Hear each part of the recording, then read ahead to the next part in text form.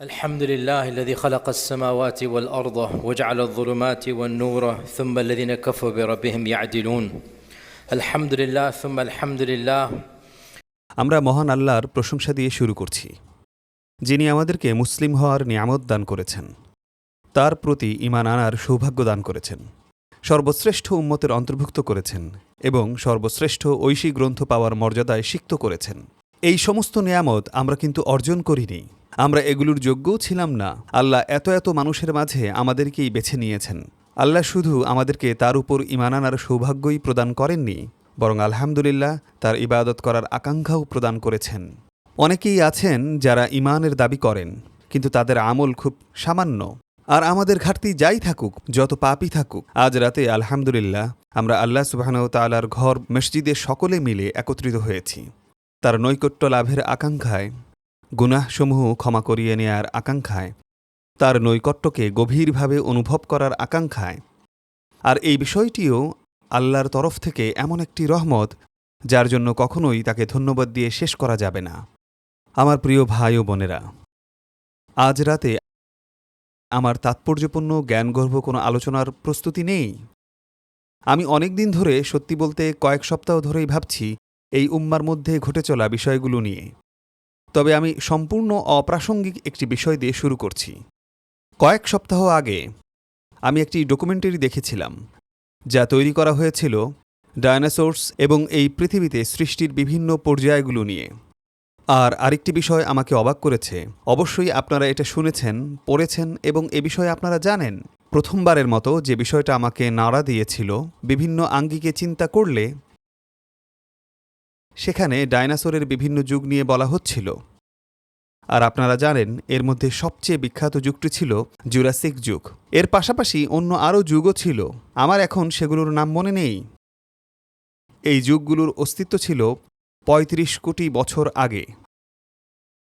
পৃথিবীটা তখন ছিল সম্পূর্ণ ভিন্ন একটি স্থান। আমরা মানবজাতি সম্ভবত ১,০০,০০০ বছর বা তারও কম সময় ধরে এই পৃথিবীতে আছি। আর আল্লাহ পৃথিবীতে আদমের আগমনের জন্য পরিবেশ তৈরি করেছেন। আল্লাহ এই পৃথিবীর নিখুঁত রূপটি তৈরি করেছেন শত শত মিলিয়ন বছর ধরে, আসলে বিলিয়ন বিলিয়ন বছর ধরে। প্রাণের অস্তিত্বের আগে পৃথিবী বিলিয়ন বিলিয়ন বছর ধরে টিকেছিল। যদিও কোরআন আমাদেরকে বিস্তারিত কোনো মহাজাগতিক সময়রেখা প্রদান করে না, কোরআন নির্দিষ্ট কিছু বিষয় উল্লেখ করেছে। যেমন আল্লাহ বলেছেন, سخر لكم আল্লাহ এই সমগ্র জাতিকে তোমাদের জন্য অনুগত করে দিয়েছেন। سخر لكم ما في السماوات والأرض جميعا منه সমগ্র আকাশমণ্ডলী এবং সম্পূর্ণ এই পৃথিবী আল্লাহ তোমাদের জন্য এর পরিবেশকে উপযোগী করে দিয়েছেন। বিলিয়ন বিলিয়ন বছর ধরে আল্লাহ এমন একটি বায়ুমণ্ডল তৈরি করেছেন যা নিখুঁতভাবে আমাদের উপযোগী। আল্লাহ বায়ুমণ্ডলের ওজোন স্তর তৈরি করেছেন, যা সম্পূর্ণ সঠিক অনুপাতে রয়েছে। আল্লাহ নিখুঁত ভারসাম্য দিয়ে তৈরি করেছেন প্রাণ, বাতাস এবং মাটি। আল্লাহ সুবহানাহু ওয়া তাআলা সৃষ্টি করেছেন উপত্যকা। আল্লাহ কোরআনে উল্লেখ করেছেন, আমি উপত্যকাগুলো খোদাই করে বানিয়েছি। আর তারপর তিনি আদমকে এই পৃথিবীতে প্রেরণ করলেন। তখনও এই পৃথিবী এবং আকাশমণ্ডলী এমন আরও অনেক সৃষ্টি দ্বারা পরিপূর্ণ ছিল। আমাদের আগে হাজারো প্রজাতি ছিল, যদি শত সহস্র নাও হয়ে থাকে। ফেরেশতারা ছিল তারও অনেক আগে।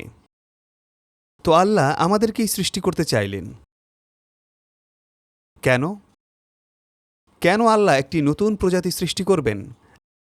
এমন প্রজাতি যা সত্যি বলতে ডায়নোসরদের তুলনায় ততটা শক্তিশালী নয়, এমনকি ফেরেশতাদের তুলনায় মোটেও শক্তিশালী নয়। এরা উঠতে পারে না, যেমনটা অন্যান্য অনেক প্রজাতি উঠতে পারে। ফেরেশতারাও অনায়াসে উঠতে পারে। এটি আল্লাহর সৃষ্টি করা অন্যান্য সৃষ্টির মতো ততটা পরিশুদ্ধও নয়। আর আল্লাহ এটি জেনেই আমাদেরকে সৃষ্টি করেছেন যে আমরা ভুলপ্রবণ এবং ত্রুটিপ্রবণ। এমনকি ফেরেশতারাও বেশ অবাক হচ্ছিলেন, কেন আপনি এই প্রজাতি সৃষ্টি করবেন? কেন এই প্রজাতি সৃষ্টি করবেন যখন আমরা নিখুঁতভাবে আপনার ইবাদত করছি? এই প্রজাতি সৃষ্টি করার উদ্দেশ্য কি? যারা পুরোপুরি পশুও নয়, যাদেরকে হিসেবের বাইরে রাখা হয়। পশুদের কোনো বিচারবোধ নেই, পশুদের কোনো বুদ্ধিমত্তাও নেই। আমরা আবার ফেরেশতাদের মতোও নই। আমাদের অবস্থান মাঝামাঝি স্থান। আমাদের অবস্থান না এদিকে না সেদিকে। আমাদের এমন বৈশিষ্ট্য আছে যা আমাদেরকে পাশবিক করে তুলতে পারে। হে আল্লাহ, এই প্রজাতি সৃষ্টি করার কী দরকার? আমরা তো আপনার প্রশংসা করছি, ইবাদত করছি। ওয়ানাহনু নুসাব্বিহু বিহামদিকা ওয়া নুকদ্দিসু লাক। আমরা হাদিস থেকে জানতে পারি যে ফেরেশতাদেরকে আমাদের আগেই সৃষ্টি করা হয়েছিল, যেমনটি আপনারা জানেন, এমন সুদীর্ঘ সময় আগে যা আমাদের কল্পনারও বাইরে। একসময় সিংগায় ফু দেয়া হবে। ফেরেশতারা যারা নিরন্তর আল্লাহর ইবাদত করছেন তাদের বিষয়টি একটু ভাবুন। ফেরেশতারা আহার করেন না, পান করেন না, বিশ্রাম নেন না, তারা ঘুমান না, সন্তান জন্ম দেন না, বিয়ে করেন না। ফেরেশতারা তাদের নিজ কাজ থেকে কখনোই বিরত থাকেন না। তাদের কোনো বিশ্রামের প্রয়োজন নেই এবং তাদের বিনোদনেরও প্রয়োজন নেই। তাদের কোনো অবসর যাপন নেই।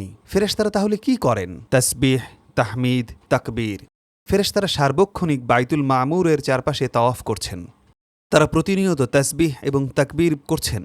আল্লাহ যেমন কোরআনে বলেছেন তারা আল্লাহর ইবাদত করতে করতে ক্লান্ত হন না, কোরআন ঠিক এটাই বলছে, তারা আল্লাহর ইবাদত করতে গিয়ে কখনও ক্লান্ত হন না। তাই ফেরেশতারা শতকোটি বছর ধরে একটানা তাকবীর, তাহমিদ ও তাসবিহ পাঠ করে চলছেন। তারা অবিরতভাবে বাইতুল মামুর তাওয়াফ করে চলছেন। আমরা জানি যে বাইতুল মামুর হল ফেরেশতাদের কাবাঘর। যখন সিংগায় ফু দেয়া হবে তখন এমনকি ফেরেশতারাও নির্দিষ্ট একটি সময়ের জন্য মৃত্যুর স্বাদ গ্রহণ করবেন। আর তারা অজুহাত হিসেবে একটি কথা বলবেন, কারণ এই প্রথম তারা আল্লাহর ইবাদত থেকে বিরত থাকতে যাচ্ছেন। বিষয়টা ভেবে দেখুন, কোটি কোটি বছর ধরে আপনার কল্পনার চেয়েও বেশি সময় তারা ক্রমাগত আল্লাহর ইবাদত করে চলছেন। যখন সিংগায় ফু দেয়া হবে তারা জানেন যে নির্দিষ্ট একটি সময়ের জন্য তারা ইবাদত থামিয়ে দেবেন, মৃত থাকার সময়টা। কারণ সিংগায় দুটি ফু দেওয়ার মাঝে একটি বিরতি থাকবে। আল্লাহ ছাড়া অন্য কোনো কিছুই জীবিত থাকবে না। লিমানিল মুলকুল ইয়াউম, দ্যাটস আল্লাহ আযজা ওয়া জাল। ফেরেশতারা যখন সিংগার শব্দ শুনতে পাবেন তখন তারা কি বলবেন? সুবহানাকা রাব্বানা মা আবাদনাকা হাক্কা ইবাদাতিক। হে আল্লাহ, আপনি কতই না সুমহান। আমরা আপনার ইবাদত করতে পারিনি যেভাবে আপনার ইবাদত করা উচিত। অন্য কথায়, একটি নির্দিষ্ট সময়ের জন্য বিদায় নেয়ার আগে তারা এক ধরনের অজুহাত দেওয়ার চেষ্টা করছেন। তাদের ইবাদত থেমে যাওয়ার আগে বলার চেষ্টা করছেন, হে আল্লাহ, আমাদের ত্রুটির জন্য আমাদেরকে ক্ষমা করুন। কারণ চলে যাওয়ার আগে আমরা বলে যেতে চাই, আমরা স্বীকার করি আমরা আপনার ইবাদতের প্রতি সুবিচার করিনি। ফেরেশতাগণ কথা বলছেন। এই ফেরেশতাদেরকেই বলা হলো, আমি একটি সম্পূর্ণ নতুন সৃষ্টি তৈরি করছি, আর এই সৃষ্টির জন্য সার্বক্ষণিক ইবাদত তো কোনোভাবেই সম্ভব না। তারা সেটা করতে পারবে না। তাদের ঘুমানোর প্রয়োজন হবে, খেতে হবে, পান করতে হবে, তাদেরকে কাজের মাঝে বিরতি নিতে হবে, তাদেরকে অবকাশ যাপন করতে হবে, তারা বংশবৃদ্ধি করবে, সন্তান জন্ম দেবে। তাদের বেশিরভাগ সময় ইবাদত ছাড়া অন্য কাজে ব্যয় হবে। তাদের বেশিরভাগ সময় এই পৃথিবীর জাগতিক নানা কাজে ব্যয় হবে। শুধু তাই নয়, বরং তারা স্বভাবগতভাবেই পাপী। তারা পাপ কাজ প্রবণ একটি জাতি। আর আল্লাহ আমাদেরকে সৃষ্টি করার সময় এটা জানতেন। তিনি আমাদেরকে এ সকল বৈশিষ্ট্য সহই সৃষ্টি করেছেন। তিনি এটা জানেন। তখন ফেরেশতারা অবাক হয়ে ভাবছেন, বিস্মিত হচ্ছেন, হে আল্লাহ, কেন আপনি এমনটা করছেন? এই নতুন প্রজাতি সৃষ্টির মূল উদ্দেশ্য কি? পৃথিবী সৃষ্টির কোটি কোটি বছর পার হওয়ার পর আজকে এই রাতে আমরা এখানে রয়েছি। এমনকি তারও আগে থেকে ফেরেশতারা অস্তিত্বমান ছিলেন। আক্ষরিক অর্থেই মহান আল্লাহ এই পৃথিবীটাকে নিখুঁত করে তৈরি করেছেন, শুধুমাত্র আমরা যাতে এই সময় উপস্থিত থাকতে পারি। আর আমরা এখানেও সেই একই প্রশ্ন করে যাচ্ছি, এই পৃথিবীতে আমাদের মূল উদ্দেশ্যটা আসলে কি? আমরা ফেরেশতাদের মতো ইবাদত করতে অক্ষম, যেখানে ফেরেশতারাই স্বীকার করছেন, হে আল্লাহ, আমরা আপনার ইবাদত করতে পারিনি যেভাবে আপনার ইবাদত করা উচিত। তাহলে আমি এবং আপনি কিভাবে তা পারব, যাদের অস্তিত্ব কেবল চোখের পলকের মতো? আর সেই চোখের পলকের মতো এই ৬০, ৭০ বা ৮০ বছরের জীবনে ৪০, ৫০ বা ৬০ বছর এই দুনিয়ার কাজেই ব্যয় হয়ে যায়। এর মাঝে আমরা আসলে কতটুকু ইবাদত করি? আর এটা শুধুমাত্র আপনার এবং আমার ক্ষেত্রেই প্রযোজ্য নয়। এমনকি নবী রাসূলগণও তো মানুষই ছিলেন। তাদের জীবনও ছিল সীমিত সময়ের। আমাদের মা আয়েশা রাদিয়াল্লাহু তাআলা আনহা রমজান মাসে শুনতে পেয়েছিলেন যে রাসূল সাল্লাল্লাহু আলাইহি ওয়াসাল্লাম তাহাজ্জুদের নামাজে দাঁড়িয়ে চমৎকার একটি দোয়া পাঠ করেছেন। সেই দোয়াটি ছিল, সুবহানাকা লা উহসি সানাআন আলাইকা সুবহানাক। আমি আপনার প্রশংসায় কখনোই পুরোপুরি সুবিচার করতে পারব না। এই কথাটি কে বলেছেন? খায়াতামুল আম্বিয়া, মুস্তফা, মুজতবা, হাবিবুল্লাহ, সেই মহান সত্তা যাকে আল্লাহ রহমাতুল্লিল আলামিন হিসেবে বাছাই করেছেন। يا رب لا أحصي ثناء عليك আমি কখনোই আপনার যথাযথ প্রশংসা করতে পারবো না। أنت كما أثنيت على نفسك একমাত্র আপনি নিজের প্রশংসা ঠিক সেভাবে করতে পারবেন যেভাবে আপনার প্রশংসা করা উচিত। আমাদের মানবজাতির সর্বশ্রেষ্ঠ প্রতিনিধি স্বয়ং কথা বলেছেন।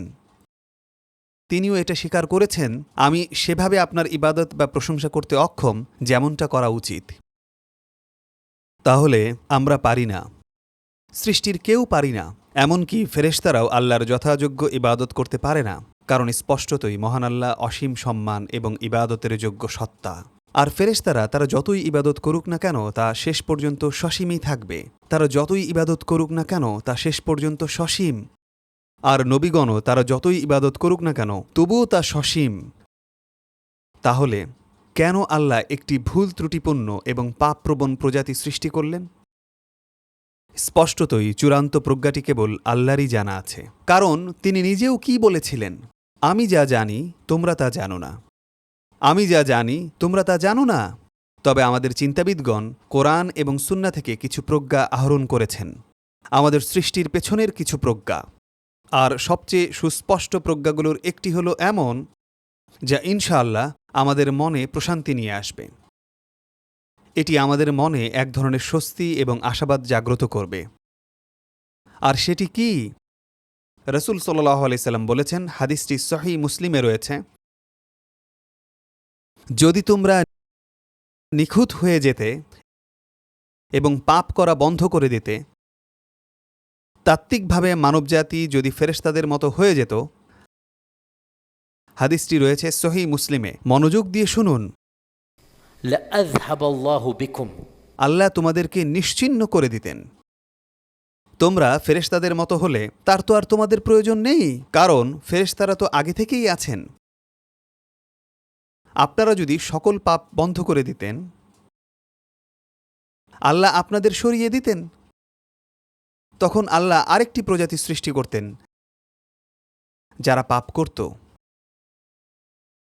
বিষয়টা চিন্তা করুন, আল্লাহ আমাদেরকে ফেরেশতা সদৃশ হওয়ার জন্য সৃষ্টি করেননি, আমরা আদম সদৃশ।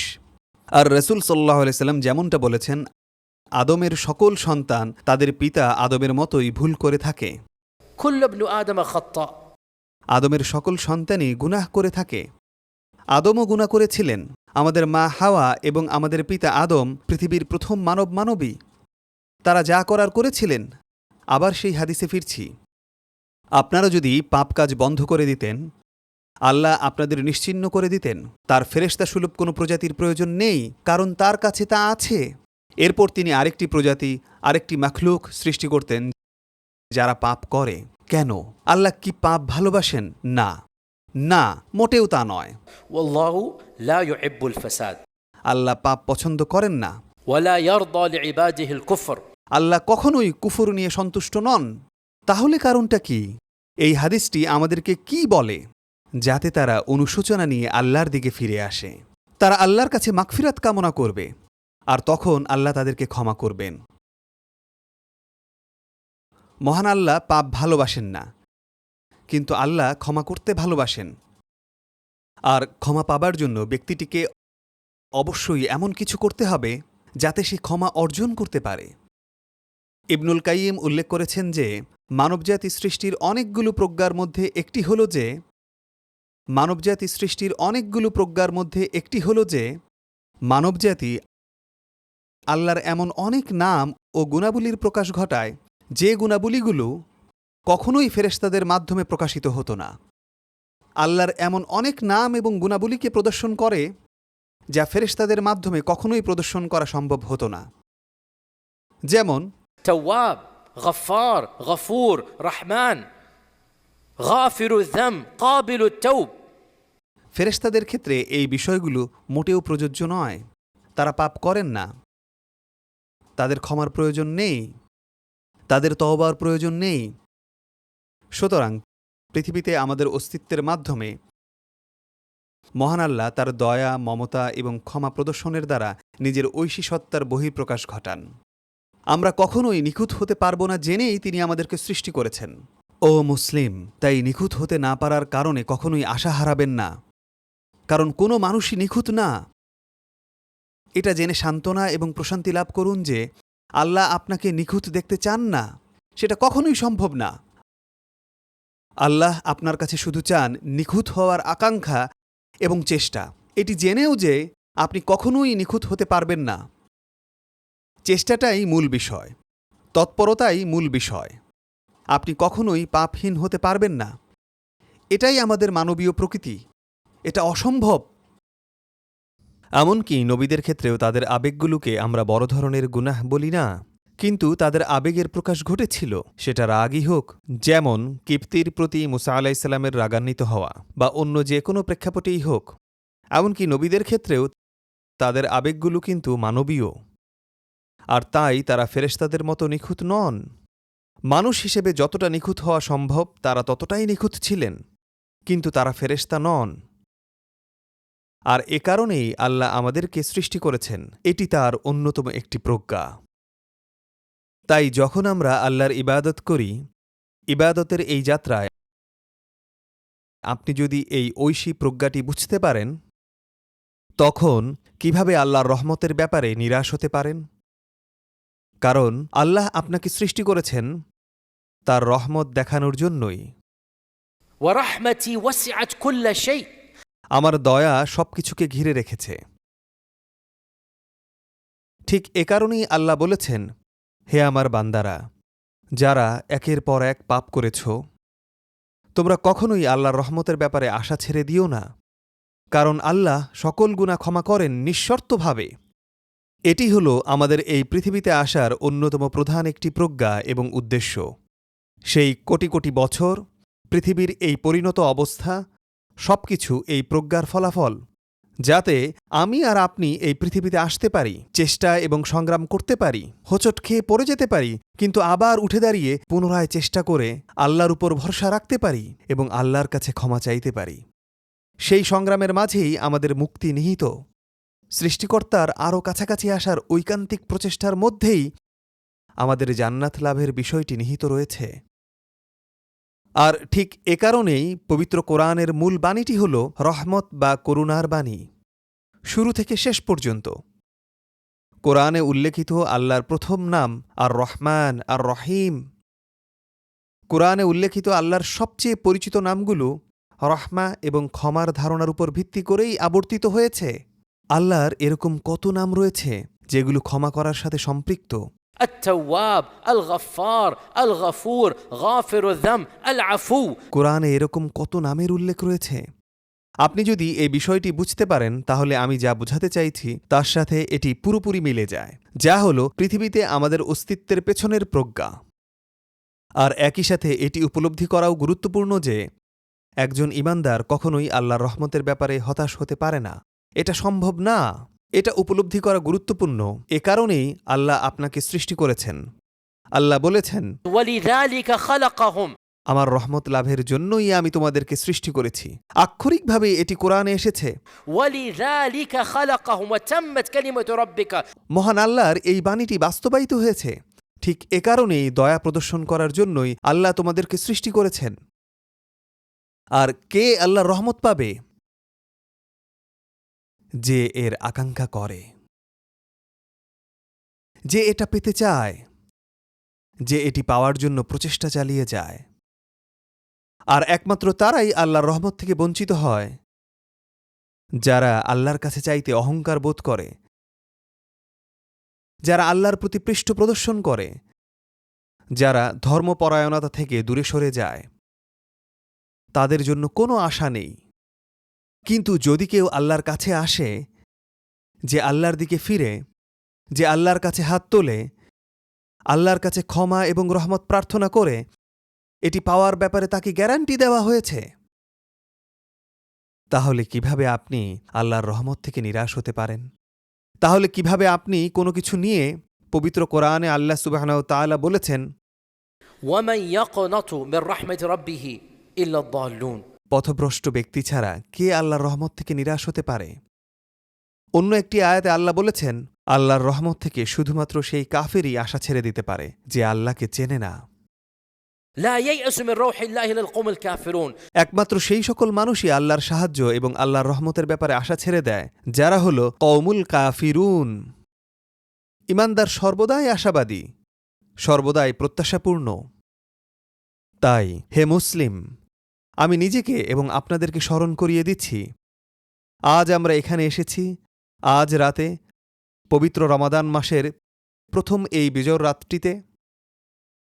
আল্লাহ জানেন এরকম বেজর রাত কাটানোর জন্য আমরা কি আরেকটি রমাদান পাব কিনা, অথবা এই বেজর রাতগুলোর বাকি অংশটুকুও পাব কিনা।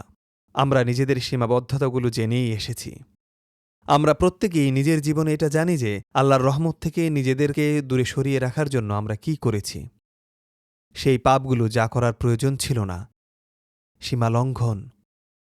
আল্লাহ যে নিয়ামত দিয়েছেন সেগুলোই তুচ্ছ কারণে আমাদের নিজেদের বিরুদ্ধে ব্যবহার করেছি, যা ছিল অচিন্তনীয়। আমরা আল্লাহর অবাধ্যতা করেছি।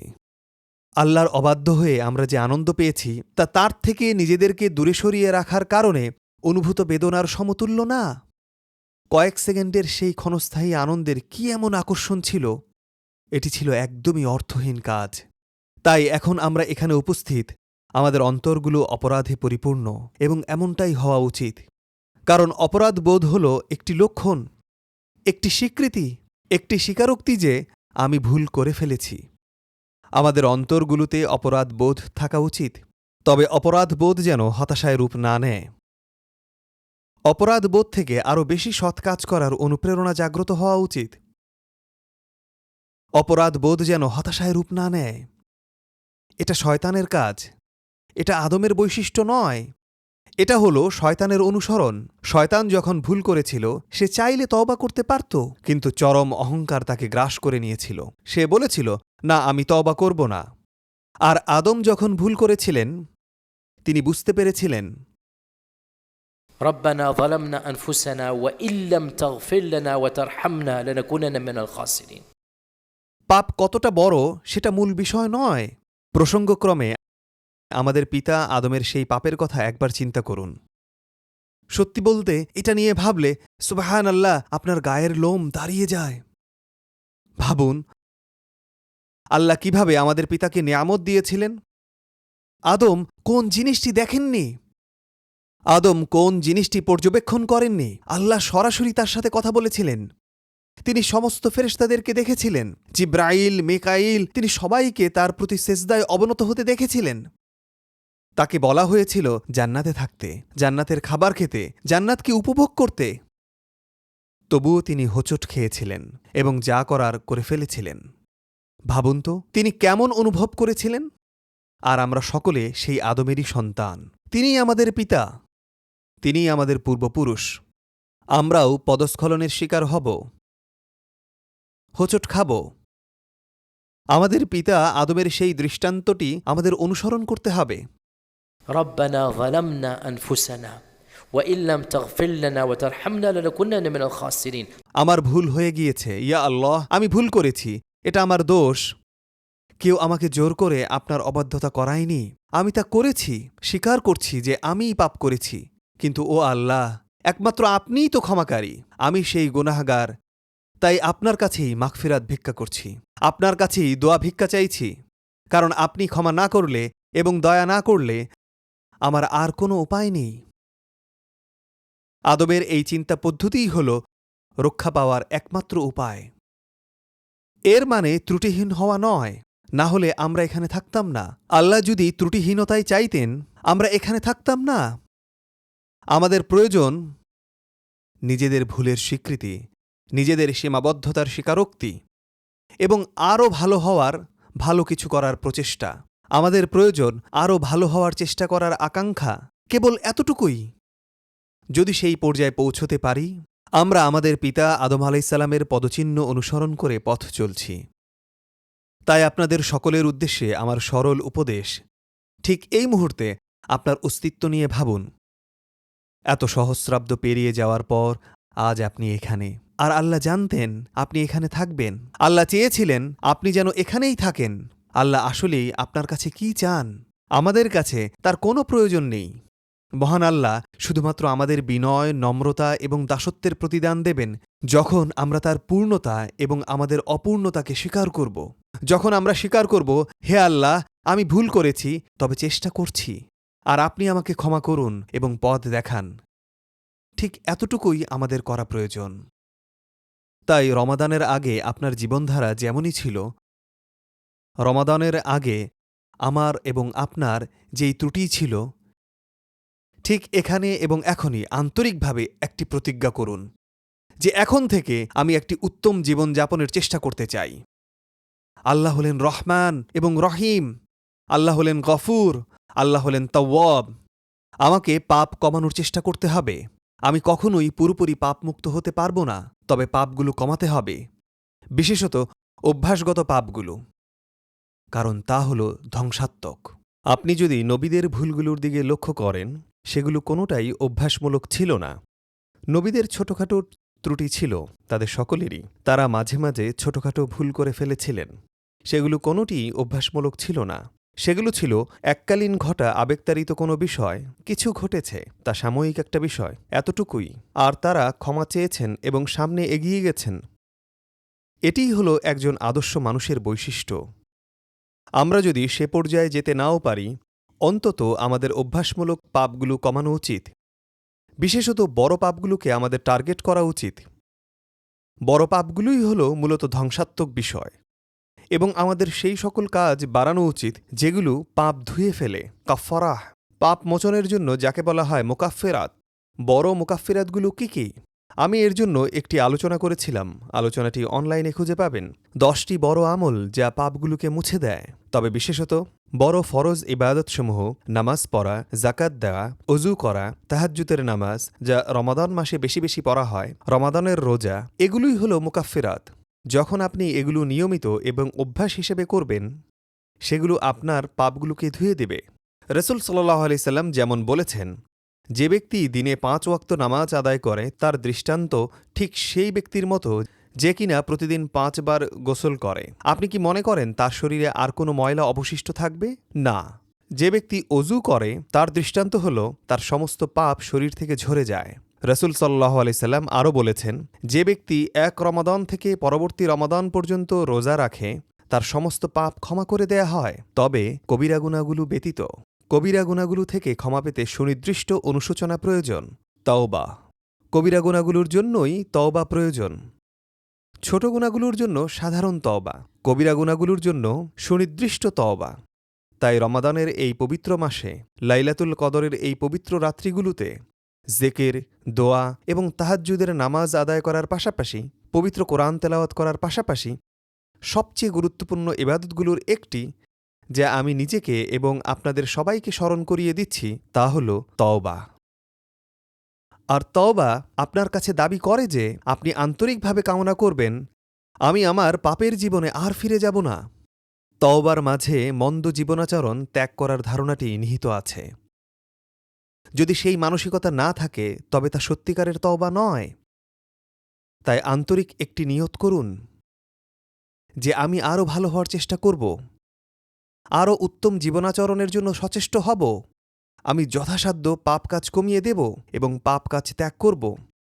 এটা জেনে যে আমি কখনোই নিখুঁত হতে পারব না, অন্ততপক্ষে আমি চেষ্টা চালিয়ে যাব এবং ভালো কাজগুলো বাড়িয়ে দেব, যা গুনাহগুলোকে মুছে ফেলবে।